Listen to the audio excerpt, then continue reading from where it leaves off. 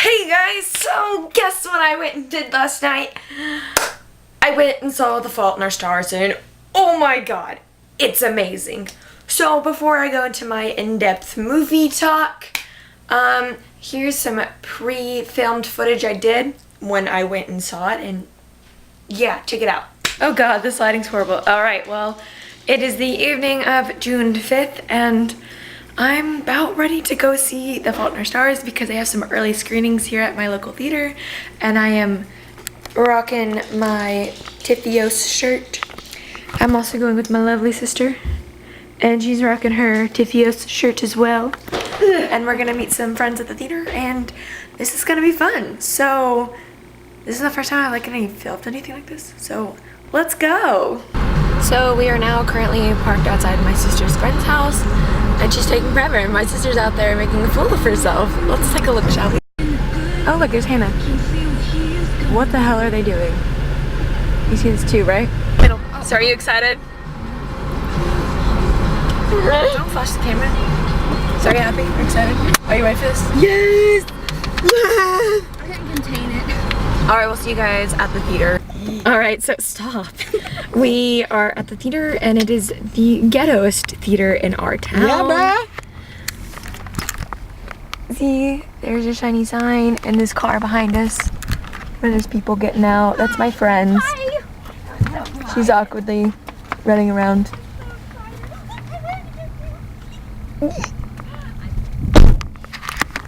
Alright, so we'll see you guys after the theater.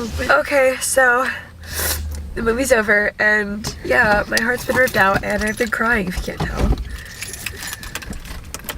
So I hope you guys are ready for my full in-depth review that comes after this clip. What did you think, Hannah? I don't want to watch it again. Dana? Can I buy it? She didn't even cry. This isn't fair. Alright, so we are back, and let's talk Tifios, okay? This movie, I went in thinking I was mentally prepared for this movie, and I was so wrong. So absolutely flippin' wrong. Like, oh, it was bad. Like, I mean, not the movie was bad, like my emotionalness was bad. I am such an ugly crier. So to start off this, let's just talk about the actors and the characters themselves. I was really skeptical about Shailene and Ansel because, as we all know, we just saw them a month or so ago play brother and sister in Divergent, and now they're playing love interest, and so I wasn't sure if I'd be able to like switch from seeing Tris and Caleb to Augustus and Hazel and how this was all gonna work, and I was just like, nah, I don't know. But then again, I was like, okay, well, I gotta give them a shot. Let's talk Augustus for a second. Ansel did a phenomenal job. Oh my gosh, he was absolutely amazing. Like, he was my Augustus. Like, of course, like, he didn't actually fit the looks that I saw him as while I was reading, but like his acting portrayed my Augustus. Like, I was like in love, and it was like, can you just like step out of the movie screen and like be real, like the character, so I can like just have you as my boyfriend? Oh my gosh, he was great. He was my Augustus, and that was like one of the things that made the movie absolutely amazing. Shailene was amazing as always. I mean, she wasn't really my Hazel, because I'm not sure why, because I think more of her as Tris. Like, she is my Tris, so I can't really see her as Hazel, but she did a really good job. And man, that haircut, she can pull it off. Like, if I were to cut my hair that short, ooh, it would not be pretty, because I have pictures when I was like 7. I cut my hair that short. It's not a pretty picture. I'm just gonna say that. It's not a pretty picture. Also, Nat, who plays Isaac, he was so funny. Isaac is also one of my favorite characters from the book. I wish we could have seen more of Isaac in the movie like we do in the book. So that made me kind of sad because I didn't get to see more of Isaac. He's adorable. But he did a great job, and like in that egg throwing scene, he was great. He was just fantastic. I think he's hilarious. He really brought to life Isaac and the few scenes he was actually in, which kind of made me sad because I wish I could have seen more of Isaac because Isaac is amazing. I'm warning you right now, this video is going to be all over the place in the movie, so like it's not in order of the movie, it's just the little notes I wrote to myself last night when I got home so I would remember it when I actually filmed this book talk. So let's talk Van Houten for a second. I pictured him fat, like with a big old beer belly. Did none of you else picture him like that? Because he was a bit too scrawny for my liking, but a guy who did him, he did a pretty good job. Like, he really brought out how much of a dick Van Houten is. Like, he was a dick in the book, but he was even worse in the movie. And the fact, like, when they're leaving, when Hazel dropped the F-bomb, I just kind of sat there and stared at the screen in awe, like, did that really just come out of her mouth? Like, I would definitely not expect that to come out of Shailene's mouth, let alone Hazel's mouth. Like, I don't think that came out. I don't think that was in the book, was it? If it was, then I'm not remembering it. And, like, maybe I did the exact same thing when I read the book, because, like, I know she says shit, but that's not, I don't consider that a bad curse word, but, like, the F-bomb, that's a heavy load right there to come out of your mouth. I also really liked how Hazel didn't wear a lot of makeup, because I know she doesn't wear a lot of makeup in the book. And the fact that, like, in the movie, I mean, I know she's probably wearing more makeup than it looks like she's wearing, but the way they played it off so well, her makeup was, like, so natural looking that it didn't look like she was wearing a lot. Like, the only thing I could really tell she was wearing was, like, powder and mascara. And I just love that. And I wish they would have done that more in Divergent when she's playing Tris. Because, you know, abnegation, you're not supposed to wear makeup, period. And she had some heavy makeup on, and like, especially the mascara in Divergent. That was thick, mascara for abnegation. Just saying. But I really liked how it was, like, light makeup. Like, that's something a normal girl would wear. Like, I mean, I have a lot of makeup on today, which is weird. Like, I feel like my face is suffocating because I don't wear this much makeup normally. Like, but I like how she had, like, little makeup and it just looks so pretty. And why do I keep getting off topic? And why am I doing this with my hands? I don't know. Oh my gosh. Okay, so this movie was just as filled as the book was. And I enjoyed that, but I hated it at the same time because, like, feels is one of those things you have, like, a love-hate relationship with it. Like, you love it because, you know, when it's the one scenes that there's all the little cutesy romance scenes and you're like, oh my gosh, OTP, OTP. And then, you know, it's the scenes where you're, like, so freaking frustrated, or, like, the scenes where they tear your heart apart and you're just like, that's an impression of my friend, by the way, when we were at the movies. It was hilarious. Like, I tend to cry at movies. I like to say I'm not an emotional person, but when it comes to, like, movies and books, yeah, I am. Unless I'm spoiled, then I'm, like, not an emotional person. I'm like a rock because I already know what's coming and I'm, like, prepared for it. But even though I did know it was coming in the movie, like, I don't think I've ever cried that hard at a movie before. Like, ever. Like, I was sitting there and, like, I was okay up to the point, like, when he told her he was sick, I was waiting for the tears to come, because I was like, you know, we're getting close to the end of the movie now, like, we all know what's about to happen sooner or later. And so I was kind of like, well, here comes the tears, and they never came. And then as he was getting sicker, I was like, here comes the tears, they never came. And then the car scene, I'm like, here comes the tears. I started, like, watering up a bit, and then I didn't cry. And so I looked over at my friends, and, like, Haley and Lauren are, like, sitting there bawling their eyes out. Like, I mean, they're not bawling. Like, they have, like, silent tears streaming down their face. And you're like, you know, and so I'm sitting there. I'm like, I feel really bad because I'm not crying, because normally I cry by now. And then, you know, I think one of the things that was with this movie why I didn't cry till, like, almost the end was because, like, it had a really sad part, and they'd put in a joke, so it'd make me laugh and forget about crying, which I really liked, because I didn't cry, like, continuously throughout the movie, or, like, once it got really sad, because there's still those jokes that made me laugh, and it made me feel better. Like, I was like, oh. And Gus's pre-funeral, like, those eulogies, like, Isaac got up there and he started doing his speech. And, you know, I started tearing up, and then he kept cracking those jokes, and I just kept laughing. And so then it was like I wasn't crying anymore, you know? And so, like, I wasn't ready to cry anymore. I was too busy laughing.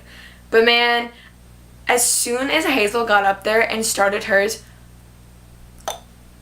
there were silent tears streaming down my face because I was like, I know what happens next. We all know what happens after this scene, and I'm not ready for it. So, like, tears are silently starting to stream down my face.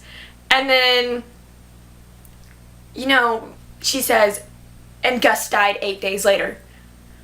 And I'm just like, and, you know, she's crying in bed, and I'm just sitting there, like, bawling my eyes out. Like, there is, like, it's like Niagara Falls coming out of my eyeballs. And, like, again, I am, like, the ugliest crier ever. And so I'm sitting there trying not to make a sound as I'm crying with all these, like, it's just coming down. It's just like, I can't stop it. And so, like, I'm rocking back and forth. Because, you know, sometimes, like, you sway and, like, you rock when you're, like, crying really hard and you're, like, trying to get breath. And so, like, I'm trying not to make any sounds. I'm silently, like, bawling my eyes out with my friends. And, like, we're sitting there. And next thing I know, I hear some lady down in the front of the theater, like, several rows in front of us down towards the very front of the theater. All I hear is like, she's like full out bawling, and like you can hear it. And next thing I know, I'm silently laughing as tears are streaming down my face. And then I continue laughing because I'm like, why am I crying so hard at a movie? Like, I know these characters are fictional. I know Ansel's not really dead. But I'm still bawling my eyes out because it still hurts. It hurts. And my friend who's sitting next to me, Lauren, she starts laughing as well. So we're just sitting there crying, silently laughing, and rocking back and forth in our seats, trying to control ourselves. And oh my gosh, it was just freaking hilarious. I'm like, why are we laughing? Because it's still a sad part, and I'm laughing, but I'm crying at the same time.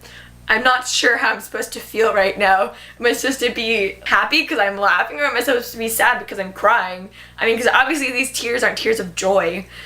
Oh my gosh, this movie was just feels filled, and I loved every bit of it, and I hated every bit of it as well. And it's amazing, and just the way they fit in, like, everybody's favorite quotes, they put them in the movie, and it was just amazing. And I'm like, you put in the best quotes. You put in the quotes that everybody knows and everybody loves. And it's just like, you're amazing people. I love you. You need to make every movie adaptation movie ever. Okay, so let's talk about this scene.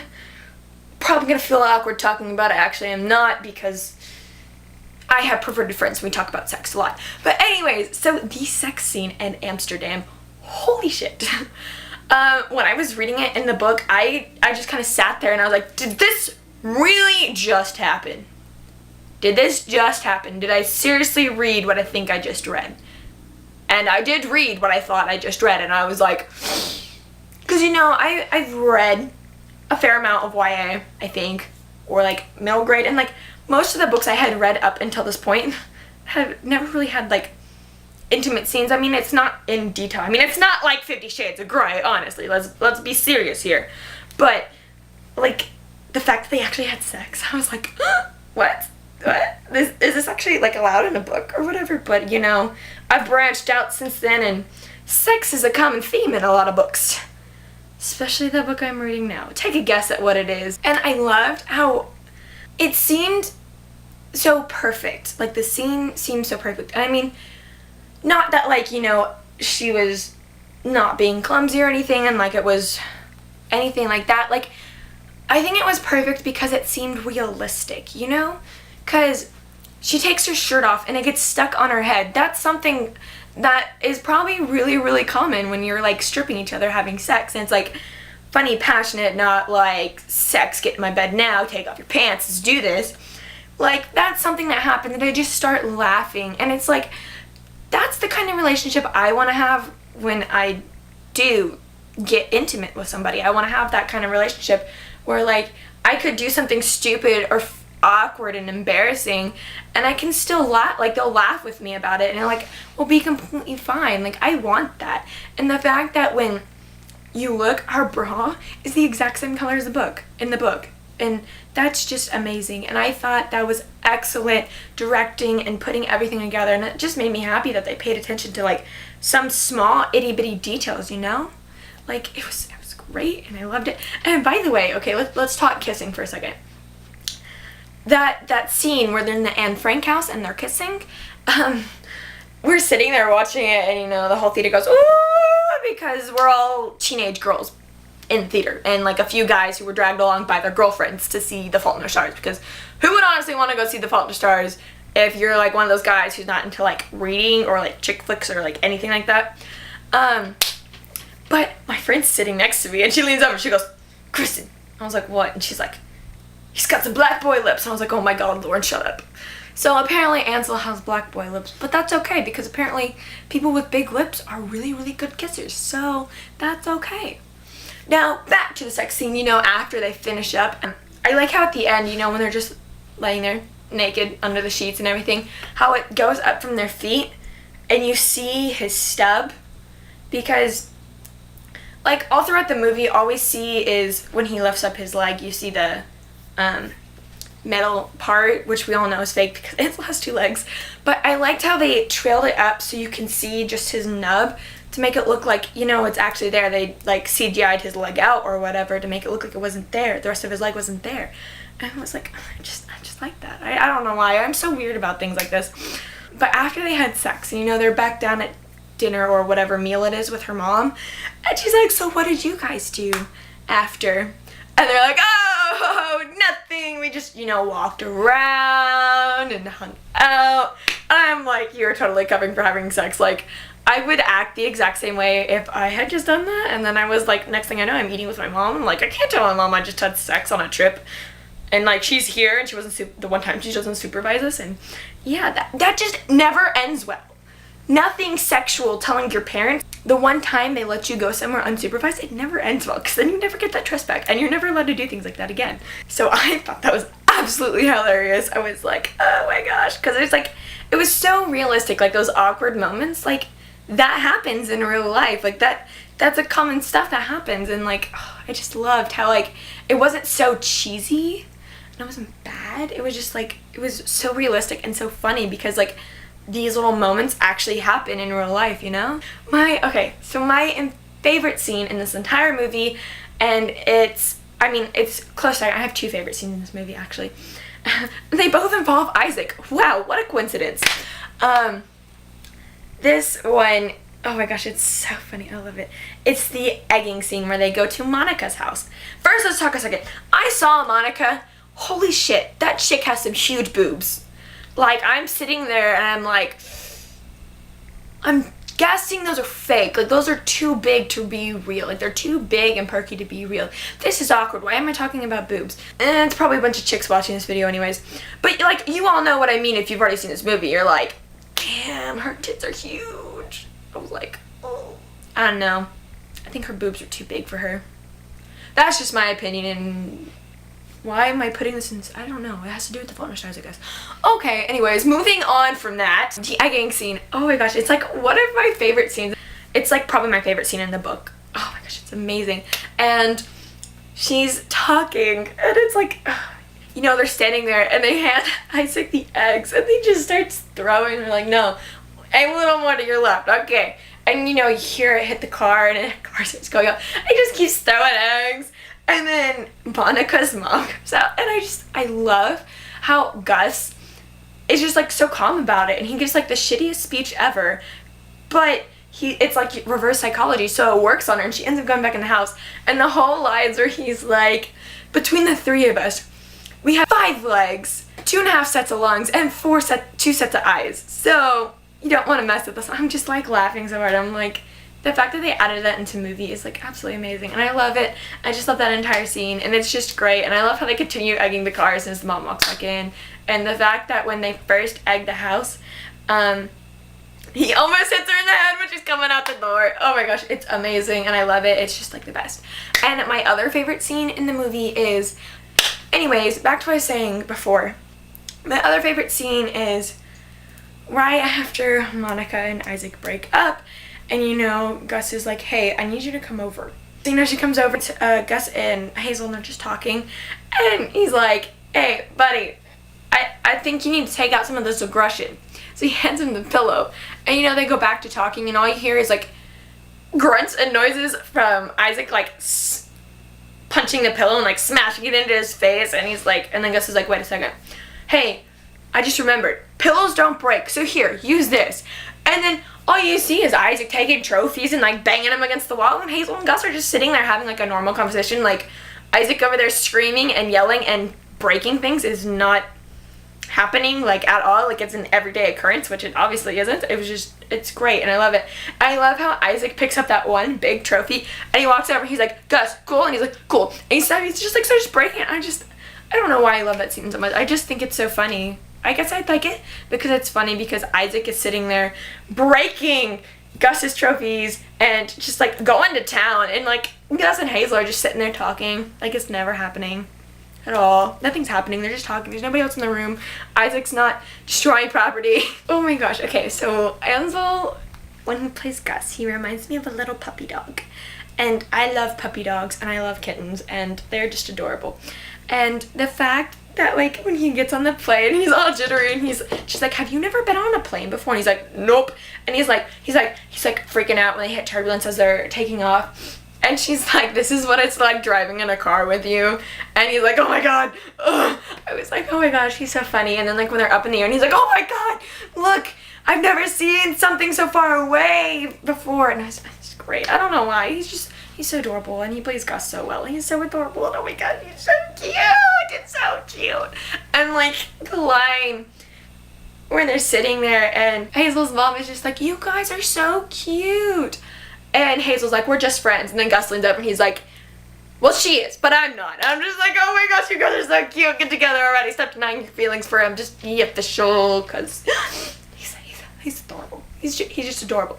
He's my Gus. Like, he's my Gus. He has it written all over him. Like, he will forever be my Augustus Waters. He's so adorable, and he did an amazing job. I don't normally like certain things when they put into movies, like when they CGI stuff in, like, it normally looks like really, really, really shitty, to be honest. Like, I can tell it's fake, and I'm like, why would you do that? Like, the demons and the Mortal Instruments, City of Bones, let's be honest, that definitely looks fake. We all know it is. Nobody's being fooled. And I don't normally like when they like add certain like little things inside or whatever, but I really liked how in this movie they did the little text bubbles that popped up. I think that was absolutely adorable. I think it was so cute, and it was such a nice touch to the movie, because like it's so much easier to like read it that way than like if they were just showing the phone and you would have to read the text messages on the phone, like if it would a zoom in shot of this phone screen to read it. I really like the little bubbles, and I thought they were so freaking adorable. Oh my gosh, it's cute. Okay, so when they go to dinner at that fancy restaurant, I don't remember what it's called. It looked like Orange. That's what the name of the restaurant looked like. It looked like Orange, so I'm gonna call it Orange. So when they went to dinner at Orange, oh my gosh, that was hilarious. I liked it. I mean, I was a little kind of upset because it wasn't outside like it's supposed to be, but I really liked how it was inside, but they had trees and they had light bulbs hanging from the trees to make it look like stars. I think that was a really cute idea, and the whole thing that they included the quote from the waiter when he was talking about what the guy who invented champagne said when he first invented it, that you can taste the stars. It's cute, and I loved it. And I love that entire dinner scene, and it was just so adorable, and they're so adorable. And the fact that he confesses her left her, and I'm like, oh! But anyways, and the fact when they bring up the food and they start eating it, and Gus is like, I wish this, whatever it was a person so I could take it to Vegas and marry it. And I'm just sitting there thinking the entire time, I wish fictional characters were real people so I can take them to Vegas and marry them, and then I can stop ranting about fictional characters because they're not real, and I'd have a boyfriend and a husband, and like, it'd be nice, okay? If you're like a genius with like tools or whatever, or like making machinery, you need to invent a machine that can take a fictional character from a book and make them a real person. So like lonely fangirls like me, who are probably never going to ever have a boyfriend ever, because let's face it, we're all going to be lonely cat ladies, can actually have somebody to love. And yeah, so you should totally do that. This music, like, I I don't normally go and listen to soundtracks of movies. Sometimes I'll do it. I did it with Divergent, and to be honest, I hated it. Like, there were only a total of 2 songs that I actually liked on the Divergent soundtrack. And I couldn't get those 2 songs unless I bought the entire soundtrack. And I'm like, I'm not spending $15 to buy a soundtrack just to listen to 2 songs that I actually like. So I went to those particular artists' own iTunes page and bought the songs separately, which saved me a lot of money. But I took a leap of faith out there, and I bought the Fault in Our Stars album, pre-ordered it, and I was like, okay, well, this is really gonna suck if this is bad, because I just spent like, what was it, $13? If I don't like the soundtrack, it's gonna suck. And, I started listening to it, and all the songs are so depressing, but they're so freaking amazing, except for like those 2 songs, 2 or 3 songs that aren't depressing. But I'm like, these are so depressing, but they fit the book so well. So that's why I think they worked so well with the movie. I love the entire soundtrack. It's just amazing. And oh my gosh, they have Ed Sheeran on there, and let's just talk. Ed Sheeran's voice is perfection. And like, as soon as within like the first couple of lines of that song, when I was listening to it, tears, because oh my god, who wouldn't cry? Like, it just brought all the feels back from the book, and it was horrible, but it was so amazing. And one of the things I really like about the soundtrack and like the movie in general is just one of my favorite things ever is when they're at Van Houten's house and he plays that Swedish rap song. The fact that there's legitly a real song called Booma Falala, whatever. The fact that there's actually a song called that, and they actually put it on the CD, and like it's in the movie, and it's just hilarious. That song is so bad. Like, it's so bad quality and so horrible, and I feel so stupid because I can't understand what it is. But every time it comes on my iPod, I start jamming out to it. And you all know, because you do it too. Don't deny it. You jam out to that song as well, even though you don't know what they're saying. But I just love how they had an actual song, actually called that, actually in Swedish, actually a rap song, and like they used it in the movie, and I just thought that was absolutely perfect. That's just me though, because I'm so weird. Okay. My favorite line in this entire book is when the first time she goes over to Gus's house, and they're just talking, and she's talking something medical. I don't remember, because cancer patient, duh. And he just looks at her and he's like, I love it when you talk medical to me. I was just like cracking up laughing. I'm like, it's so funny, but it's so cute. Oh my gosh, they're so adorable. And I just want them. I want them to be real. Like, why can't they be real? Alright, so I have gone on about my love for this movie. But let's talk about some of the disappointing factors here. The fact that they didn't show Gus arguing with his parents before they picked him up to go to the airport. I mean, that kind of plays a role in the whole big reveal in Amsterdam, because, the entire time they're in Amsterdam, we're all wondering, well, why was he fighting with his parents before he left? I mean, I doubt it's because he didn't clean his room, which my mom and I would probably argue about, so I was kind of wondering why that wasn't in it, because, that plays a big role into when he finally tells Hazel, I have cancer and it's spread all throughout my body, and that's why I was yelling when you picked me up, because my parents were arguing because they didn't want me to go on this trip, but I wanted to go anyways because I didn't want to let you down. Like, I wish they kind of would have put that in the movie, because it would have made it a bit more foreshadowing of what was going to happen. I don't know. I guess they wanted to leave it a little bit more of a surprise. I guess that's what I left it out. The other thing, they never even mentioned Gus's previous girlfriend before Hazel, and I think that's kind of a big part in the book. I mean, even though it's touched on not a lot in the book, but that leads to Hazel like thinking like, well, I don't want to leave him. Like, he's already been left once before by somebody else who bit it by cancer, and she doesn't want to be the other person to leave him there heartbroken, although plot twist, it's him that leaves her. But we're not going to talk about that because that's too heartbreaking right there. But I think they really should have put that in there. I don't know why. I just feel like that should have been. Other than that, I don't really have any nitpicks about this movie. Like, it was so beautifully directed and shot and put together. Like, I can overlook everything that wasn't in the book or like doesn't follow the book. Like, I can overlook it because the movie was just so amazingly put together and done. Like, I can overlook it and it'll be absolutely fine. Like, it's It's one of my favorite book to movie adaptations, to be honest. It's like up there with Catching Fire. Like, Catching Fire set my standards for book to movie adaptations to be amazing, and The Fault in Our Stars is right up there with it. And I'm gonna say this a million times, The Fault in Our Stars is amazing. It's an amazing movie. It's a tearjerker, obviously. It's great. I love it, and I would definitely put myself through the torture of crying my eyes out again just to watch it, because it's just so amazingly put together, and Shailene and Ansel just work so well together, and they're just so amazing, and they did a fantastic job playing Hazel and Augustus, and I just loved it. I loved it. And the fact that John was actually on set for the movie, and he went on one of his videos and he was talking about how he's not getting paid for anything that the movie makes, but like, so his opinion wouldn't matter whether he liked the movie or not, because it's not going to affect anything the company did. But the fact that he still went out there and he's like, I thought it was an absolutely amazing of my book, and it was so amazing and I loved it. The fact that the author said that about the movie of his book just makes it so much better, because if the author likes it, then you know you're gonna like it, because you love the author's writing. They're the one who wrote this story that's amazing and everybody loves, and if they love the movie, then obviously most of the fans are gonna love it. Obviously there's gonna be those few fans though that absolutely hated the movie and they thought it was absolutely terrible, and honestly, those people can just shut up and go away, because I know I loved the movie. My friends both loved the movie. Like, we sat there for a good 10 minutes after the movie ended talking about it and like trying to control ourselves so we could actually walk outside without looking like hormonal misses like we were. But it was amazing and I loved it, and I totally am going to buy it when it comes out on DVD. And I'm so excited that they're doing Paper Towns. Like, the entire crew is getting back together, you know, minus the actors, to film Paper Towns by John Green. I have not read the book. I need to go buy it.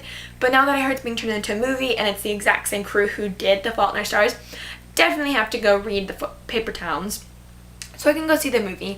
And then my expectations are up there now. When this movie comes out, I gotta live up to my expectations, because they set it way up there with The Fault in Our Stars. So if it's not up there, I'm going to be very disappointed. Didn't think I could talk about a movie that long, but apparently I can. So I will see you guys next time with a tag video, Top 5 Wednesday, or a book talk. I'm tired of my outro because it is so freaking long, so I will see you guys next time. Bye.